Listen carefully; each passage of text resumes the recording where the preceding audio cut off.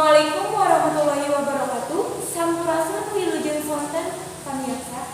Patut pamili sareng abdi Lima Ayuda Mayanti dina acara Lintas Warta anu bade dibidangkeun nyaeta rusakna jalan di Desa Bayawa, Kecamatan Jatitujuh, Kabupaten Majalengka. Kanggo salengkeupna pananggal kadorayaan fadilah utus aya di lokasi. Assalamualaikum warahmatullahi wabarakatuh. Hatur nuhun ka Lima Ayuda Mayanti anu aya dina studio. Ayeuna abdi tos aya di lokasi di Desa Biawak. Tiasa ditinggal pengkaran abdi mangrupikeun jalan rusak anu teu acan dihadean ku pamarentah. Seueur pisan jalan awon anu tiasa nyebabkeun kacilakaan.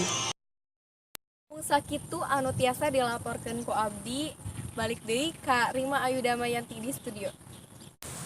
Ya hatur nuhun rayatul fadilah sakitu warta anu tiasa dipidangkeun wilujeng yang seni acara salajengna. Terima pamit wabillahi taufiq wal hidayah. Wassalamualaikum